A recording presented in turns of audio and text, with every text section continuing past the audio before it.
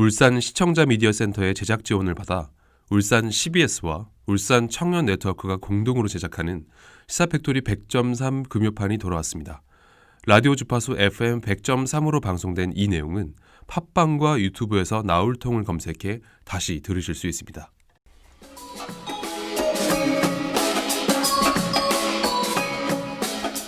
청취자 여러분 안녕하십니까? 시사팩토리 100.3 금요판과 팟캐스트 나울통 진행을 맡은 조강래입니다. 8월 15일인 내일은 광복 75주년을 맞이합니다. 되찾은 빛, 광복. 듣기만 해도 가슴 한쪽이 뭉클해지는 감격스러운 단어인 것 같습니다. 모두가 그날을 염원하던 일제강점기, 광복이라는 두 글자를 가슴에 품고 일제에 맞서 온 생을 던졌던 사람들이 있었죠. 우리는 그들을 독립운동가라 부릅니다. 오늘은 광복절 75주년 특집으로 우리에게 잊혀진 울산의 독립운동가 하감 이관수를 알아보기 위해 파워 인터뷰 준비했습니다. 안녕하세요. 완벽 정치해설가 이태인입니다. 저는 울산에서 나고 자랐지만 한 번도 이관술이라는 이름을 들어본 적이 없습니다. 그는 울주군 태생으로 일제강점기 당시에는 이름을 날린 걸출한 독립운동가라 하는데 저뿐만 아니라 오늘날 많은 사람이 그의 이름을 기억하지 못하는 것 같습니다. 안녕하세요. 공동진행자 이승우입니다. 공산주의자였던 하감 이관술은 광복 후 대전 형무소에 수감되었고 이념의 대립이 극에 달했던 1950년 여름 한국전쟁이 반발하자 국가는 이관술을 법적 절차와 상관없이 속전속결로 총살했습니다. 결국 첨예한 이념 대립의 결과로 남과 북은 분단되었고 자본주의 진영인 대한민국에서 공산주의자 이관술은 우리의 기억 속에 사라졌습니다. 비단 이관술뿐만 아니라 많은 좌익 진영의 독립운동가들이 모두에게 잊혀졌습니다. 단지 이념이 다르다는 이유로 조국을 위해 희생했던 독립운동가의 업적을 외면하고 부정해야만 할까요? 이 질문과 관련해 배문석 울산 노동역사관 사무국장과 함께 파워 인터뷰 준비했습니다. 오늘 광복 75주년을 하루 앞두고 이념의 대립에 희생된 울산의 독립운동가 하감 이관수를 주제로 파워 인터뷰 준비했습니다. 이와 관련해 배문석 울산 노동역사관 사무국장을 스튜디오로 모셨습니다. 안녕하세요. 예, 반갑습니다. 네, 먼저 저희 시사팩토리 100.3 금요판 청취자들께 간단한 소개 부탁드리겠습니다. 예, 앞서 소개받은 울산 노동역사관의 사무국장 배문석입니다. 그리고 저는 하감 이관술 기념사업회에서 감사로 활동하고 있습니다. 네. 제가 이관술 선생님을 알게 된 거는 이제 2006년에 안재성 작가가 이관술 1902 그리고 1950이라고 하는 평전을 냈었는데요. 네. 그 평전을 읽고 이제 2007년도에 저는 처음 알게 됐어요. 네. 그래서 평전에 소개된 이관술 선생의 생가가 바로 저희 인근에 그 울주군 범서의 이반마을에 있거든요. 네. 거기를 직접 찾아가게 됐고 매년 수차례 이제 역사기행으로 이제 그곳에 여러 사람들과 함께 찾아가는 사업들을 좀 진행했던 바가 있습니다. 네. 그 과정에 이관수 선생님에 관련된 일제강점기 신문 자료나 각종 연구 자료들을 수집하게 됐고 네. 또 나름대로 그것들을 정리하는 작업들을 가졌고요. 네. 이관술 기념사업회는 이제 2013년에 한 차례 이제 제가 준비하고 추진하려고 노력을 했었는데 그때는 제대로 진행되지 못했고 작년 4월달에 이제 공식적으로 출범을 했고 작년 서울 여의도 국회에서 토론회를 가지면서 이관술 선생에 대해서 그 지역에 또 아니면 전국에 그 내용들을 알리는 작업들을 진행해 왔습니다. 네, 잘 들었습니다. 이관술 선생을 꽤 오래 연구하셨군요. 네. 오늘은 광복절을 하루 앞둔 시점에서 하감 이관술에 대해 알아보고자 하는데 저는 이분의 이름을 이번에 취재하면서 처음 들었습니다. 그래서 방송 전에 좀 취재를 해봤는데 이 광복 이후 정부 구성에 있어서 주요 인물로 오를 만큼 인지도가 꽤 있는 인물이더라고요. 이 저뿐만 아니라 모르는 분들이 상당히 많은 것 같은데 이 정도면 역사 속에서 잊혀졌다고 봐도 무방할 정도인 것 같습니다. 어떻게 된 건가요? 1945년 그 8월 15일 이제 저희가 광복이라고 하는 바로 해방을 맞이했을 때 네. 이 한반도에서는 가장 유명한 정치인 중에 한 사람이 바로 이관술 선생님이셨어요. 그랬군요. 네. 우리나라의 최초의 이제 여론조사라고 할 수 있는 선구라고 하는 중도 단체에서 1945년 10월 달부터 11월 달까지 한 달여 동안 이제 전체 여론조사를 진행할 때 가장 역량 있고 양심적인 정치인은 누구냐라고 네. 물었어요. 네. 물었을 때 가장 많은 그 지목을 받았던 사람은 여운형 선생이 33% 정도. 그다음에 뭐 네. 이승만, 김구, 박헌영 이런 분들이 있었는데 이관수 선생님은 5손가락이 5번째였고요. 네. 그래서 그 당시에 대중들로부터 상당히 많은 인지도를 가지고 있었던 울산 지역의 정치인으로서는 가장 이름을 날렸던 분이었던 거죠. 네. 하지만 이분이 오랜 시간 동안 역사 속에서 잊혀졌던 것은 일제강점기의 사회주의 계열의 독립운동을 하셨던 것이었고, 이 사회주의 계열 독립운동가들이 해방 후에 남과 북으로 이념적으로 저희가 원치 않게 나눠진 거잖아요. 그래서 그렇습니다. 남쪽으로는 네. 미군이 진주하고 북쪽으로는 소련군이 진주해서 38도 위도를 경계로 저희가 원치 않게 나눠지는 과정에 남쪽에 있었던 이관술 선생은 여러 가지 이제 탄압을 받게도 되고, 그리고 이제 뒤에 다시 한번 언급을 하겠지만 저희가 거짓으로 조작됐다거나 그런 의혹들이 많이 있는 정판사 유폐 사건으로 사실은 감옥에 수감되게 되고, 네. 또한 한국 전쟁이 발발했던 1950년에 총살을 당하게 되면서 역사 속에 아예 지워버리는 인물이 돼서 뒤늦게 이제 다시 주목하고 이렇게 언급이 되고 있는 것 같습니다. 네. 저는 울주 군민인데 이거 우리 울주에 이렇게 대단한 독립운동가가 있다는 것을 좀 오늘 처음 알았어요. 이제 배문석 사무국장께서 이제 하감 이관술 선생에 대한 설명을 너무 짧게 한 것 같아 제가 좀 아쉬운데요. 좀 더 자세히 좀 설명을 듣고 싶네요. 그래서 말하자면 이제 독립운동가 하감 이관술 선생의 생애를 간략하자면 이제 자세히 세 가지 포인트로 좀 이야기 부탁드릴게요. 간략하지만 자세히. 네. 좀 간략하지- 어려운 부탁이긴 한데요. 예, 쉽지 네. 않은 네. 그 주문이신 것 같고요. 저희가 네. 방송 전체 시간이 24분 55초라서 좀 양해를 부탁드리겠습니다. 네. 이관수 선생은 사실은 그 파란만장한 생애를 살아온 일제 강점기부터 해방 이후까지 이제 우리 사회에 아주 큰 인물이라고 할 수 있어요. 네. 사실은 이제 이분이 이제 울산이 시조가 있는 본관을 둔 학성 이씨의 이제 농소파의 이밤 문중, 그러니까 이밤으로 들어간 문중에 이제 자손으로 태어나셨는데 1902년이니까 국권을 잃어가던 시기에 이제 태어나신 거죠. 어린 시절에 또 총명했다고 해요. 그래서 서울의 중동 고등보통학교 졸업 이후에 수재들만 들어간다고 하는 동경 사범학교에 진학하게 됩니다. 그 중에 조선인들은 특히나 적었을 거예요. 그래서 이분이 이제 그만큼 총명했던 거죠. 유력한 가문이죠. 지역에서는 이제 학성 이 씨가 유력한 가문이고 집안도 여유가 있었어요. 유력한 가문에 여유 있는 부가 있는 집안에서 태어나서 동경으로 유학간, 그러니까 지금 치면 엄청난 엘리트로서 자신의 삶이 열릴 수 있었던 거죠. 대학을 졸업하고 귀국해서는 서울 종로에 있었던 동독 여고부의 지리와 역사를 가리키는 선생님으로 부임하게 됩니다. 자신에게 놓여졌던 탄탄한 이제 길이 거기서 시작되는 건데 1929년에 광주 학생 독립운동이라고 한 번씩 들어보셨을 겁니다. 네. 크게 일어났던 학생 만세 운동이 서울로 번졌고 서울로 번진 상태에 자신의 제자들이 거리에 나가는 과정들을 목격하고 이것을 말리는 다른 민족주의 계열의 독립운동을 한다라고 하는 분들의 그런 모습을 보면서 스스로 마음을 고쳐먹습니다. 탄탄했던 길, 그 안정적인 보장됐던 길을 버리고 아주 가시밭길 같은 험난한 길을 택하게 되는 거죠. 그때 자신이 멀리했던 거리를 뒀던 사회주의 계열 독립운동으로 자신의 방향을 정하게 되고 그때부터 그분에 매진하게 됩니다. 1932년에 경성 반제동맹이라고 하는 단체를 결성하는 데 참가하게 되고요. 그때 첫 옥고를 겪게 됩니다. 옥고를 겪고 난 다음에 나와서는 스스로가 어설프게 독립운동을 해서는 안 되겠구나. 사상적인 부분만을 가지고 안 되는구나. 그래서 철저하게 변신하게 됐던 과정이 바로 이관수 선생의 첫 번째 포인트라고 할 수 있습니다. 네, 첫 번째 포인트를 한마디로 축약하신다면 어떤 걸로 좀 표현할 수 있을까요? 저희가 예. 생애를 좀 말씀을 해주셨는데.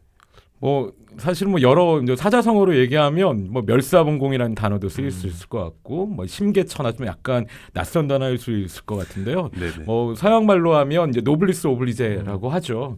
그래서 자신의 지위라는 부분들을 누리기보다는 그 책무를 다하는 네. 낮은 곳으로 임하는 그러한 자신들의 정의로운 길을 택했던 과정들이 있습니다. 네, 심계천하, 노블리스 오블리주. 두 번째 포인트는 어떤 게 좀 있을까요? 두 번째는 이제 이분에 관련된 여러 가지 비사들이 있어요. 네. 아주 재미나고 호기심 가는 부분인데 네. 이제 아까 첫 번째 옥고를 치르시고 나오고 난 다음에는 철저하게 스스로의 독립운동에 매진하시게 되는 과정에 일제 경찰이 끊임없이 체포망을 조여옵니다. 네. 이분의 활동에 대해서 그렇게 되는 과정들을 피하기 위해서 스스로를 변장하기도 하고 수배 상태에서 홍길동처럼 되는 거예요. 아, 네. 그래서 당시 신문 기사를 보면 이관술이 나타났다. 그런데 이것을 체포하려고 경찰망이 조여졌다라는 기사가 떠요. 네. 근데 그 다음 기사에 보면 경찰이 허탕을 쳤다라는 것이 뜨는 거죠. 그리고 갑자기 대구에서 나타났다는 기사가 뜨고 난 다음에는 며칠 뒤에 보면 광주에 나타났다는 기사가 떠요. 네. 그만큼 동해번쩍 서해번쩍 홍길동 같은 모습을 보이는 거죠. 네. 이 기사를 접한 조선인들 바로 이제 그 일반 대중들은 아주 통쾌했을 겁니다. 일제 경찰망을 유유자적 피해 다니는 이관술 모습에 짜릿한 지금 같으면 뭐 사이다 같은 그런 느낌을 받았을 수 있습니다. 네.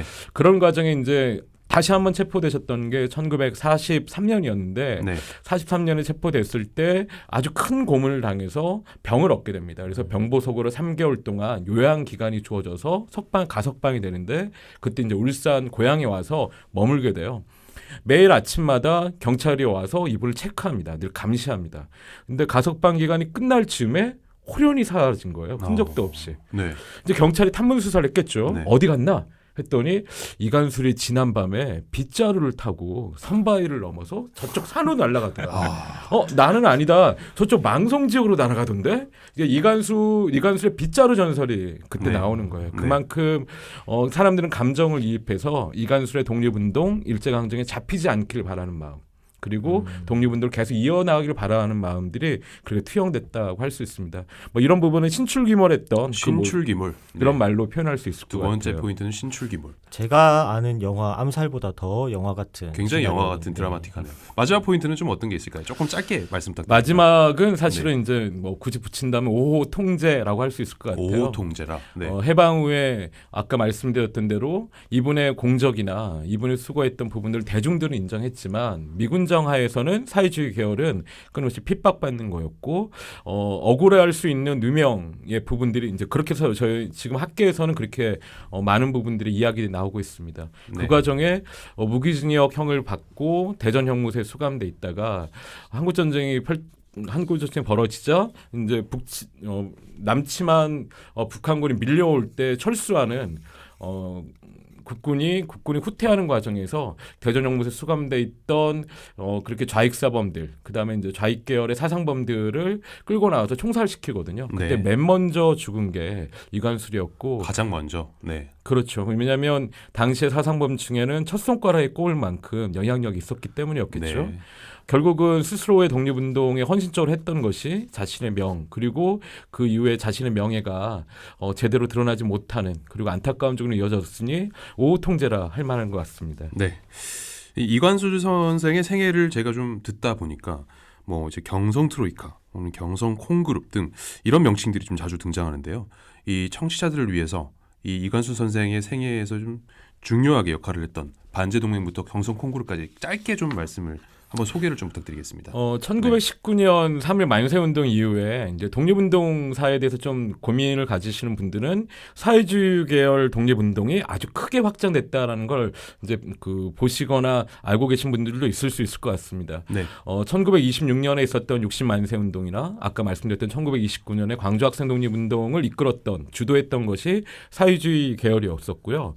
1930년 이후가 되면 일제의 이제 압박 때문에 민족주의 계열 내에서 뭐 춘원 이강수처럼 변절하거나 전향자들이 이제 속출하게 되는데 사회주의 계열은 그 적색노조나 농민조합을 기반으로 해서 비타협 쪽으로 지하로 들어가거나 끊임없이 항쟁을 하게 돼요. 그것이 해방 때까지 이어졌었고 사실 그러한 공들이 바로 사회주의 계열들의 그 끈질긴 항쟁에 대한 부분들이 해방 후에 더 주목을 받았었고 대중의 지지를 이끌어냈다라고 볼 수 있습니다. 네. 그럼 사회주의, 공산주의와 밀접하게 연결되어 있는 명칭이라고 할 수 있는데 이 항일운동 당시 이관술은 정확히 어떤 이념을 지향하는 인물이었습니까? 국장님. 본인이 이제 사실은 그 일본을 유학 기간에 이미 이제 일본 유학생들 대부분이 사회주의 그 사상을 접합니다. 네. 그래서 새로운 세상에 대한 부분에 독립을 하려고 했을 때 자신의 방향을 사회주의 쪽으로 택한 사람들이 많이 등장하게 되는 거죠. 그렇게 됐지만 이간술은 유학 기간에는 사회주의하고는 거리를 뒀다고 합니다. 그 중에 일부만 자신이 민족계몽이라고 하는 민족주의 사상가로서 취할 뿐만 취하겠다라는 것이었는데, 아까 말씀드렸던 1929년, 30년을 경과하면서는 뭐 사회주의 관련돼서 가장 첨예하게 그리고 가장 적극적으로 그 사상을 구현하기 위해 뭐 경성 꽁구름이나 경성 트로이카, 그다음에 조선공산당을 재건하기 위한 그 활동에 매진했다고 할 수 있습니다. 네.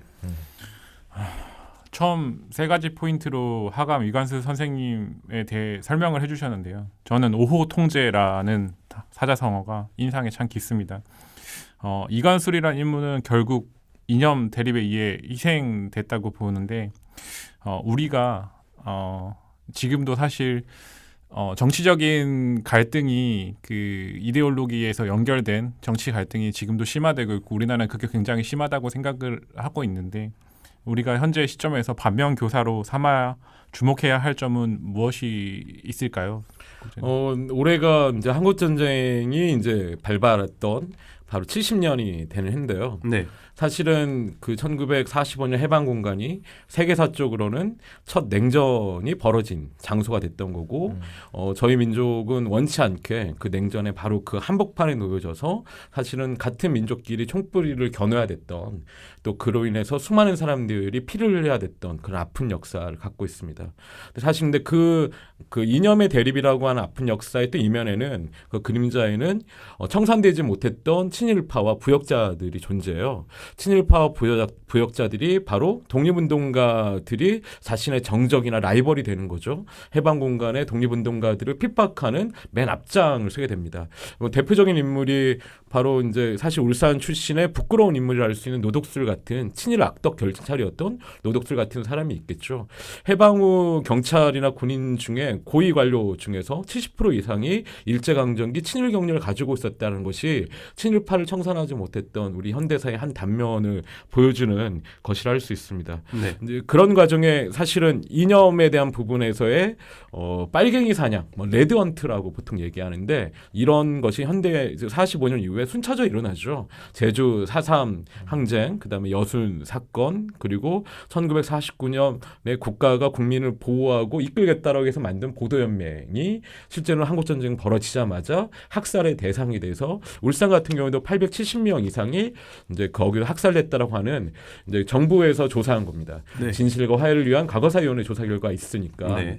그런 이념의 과정에서 이간술도 학살당했고, 이간술의 동생 그리고 이간술의 큰 사위도 그렇게 보도연맹으로 학살당했으니 집안 잔체가, 그리고 울산의 많은 독립운동가 본인이거나 당사자거나 그 가족이 희생된 사례들이 여러 차례 여러 곳에서 발견할 수 있습니다. 네.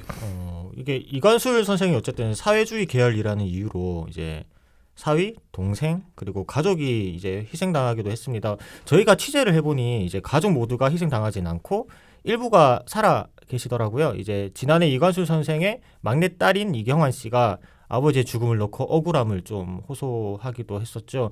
이에 앞서 이제 2012년도에는 이관술 선생의 외손녀인 손옥희 씨가 국가를 상대로 손해배상 청구를 소송을 좀 진행했다고 하더라고요. 70년 전 일을 가지고 소송을 했다는 것 좀 주목할 만한 일인 것 같은데 어떤 의미를 좀 가지고 있다고 보십니까? 방금 전에 말씀드렸던 진실과 화해를 위한 과거사위원회의 조사 결과가 있었어요. 네. 그 조사 결과 속에서 이간술 선생님이 대전영무소에서 불법적인 이제 처형이 이루어졌다. 정당한 절차를 거치지, 법적 절차를 거치지 않았다라고 하는 부분들이 과거사 위원회의 조사 결과로 나왔고, 네. 그것을 근거로 이제 2012년에 소송을 하게 됩니다. 그래서 3년여의 시간을 거쳐서 대법원까지 가서 국가의 배상이 필요하다. 그것은 부당한 처벌이었다라고 하는 판결을 받게 되는 거죠. 이제 이 부분이 그나마 이제 유족들에게는 그 아픔을 달래는 위로가 됐을 것이고, 이간수 선생님에 대한 명예가 그나마 부분적이나마 그 회복될 수 있는 단초가 됐다고 할 수 있습니다. 네. 그러고 보면 이관수 선생님은 민족의 해방뿐 아니라 노동자, 농민 등 약자를 위해, 그리고 다양성과 연대의 가치를 위해 최선을 다한 듯 보입니다. 2020년인 지금도 여전히 다양성과 연대의 가치를 지켜야 할 순간들이 종종 보입니다. 하감 이관수 선생이 추구한 가치를 오래 생각하고 연구하신 배문석 사무국장께서 보시기에 2020년 오늘 어떤 이슈에 좀 주목을 해야 될까요? 사실은 이제 우리 사회가 뭐 정치적인 이념의 갈등뿐만 아니라 네. 사실은 새로운 전환 시기, 그다음에 다양성이 존중받는 시기로 가는 과정에 여러 진통들이 겪고 있어요. 네. 사실은 각종 혐오들이 있고 또 그 혐오를 막기 위해서 개선하기 위한 사람들의 그런 노력들이 지금 상충하는 시기가 네. 저는 지금 우리가 살고 있는 시기라 생각합니다. 네. 이관수 선생은 먼저 그 참교육자였거든요. 그리고 본인이 스스로가 자신의 출세가 아니라 자신의 제자들을 보호하기 위해서 독립운동에 더 그 자신의 방향을 바꿨던 과정으로 본다라고 하면 지금의 청년 세대에 대한 걱정과 그리고 청년 세대들의 이야기를 진솔하게 귀를 열고 그것을 개선하기 위한 노력들을 분명히 하셨을 거라 생각됩니다. 네. 그리고 다양한 갈등이나 혐오를 넘어서서 보다 나은 세상에 대해서 스스로가 움츠려 있기보다는 먼저 해안을 가지고 나서지 않으셨을까. 특히 사회적 약자라고 할 수 뭐 비정규직 노동자 말고도 뭐 여러 가지 사회적 약자들이 존재하잖아요. 사회적 약자들과 함께하기 위한 부분에 나서지 않으셨을까. 제가 조심스럽게 가정법상에서 네. 이렇게 말씀드릴 수 있을 것 같아요. 네.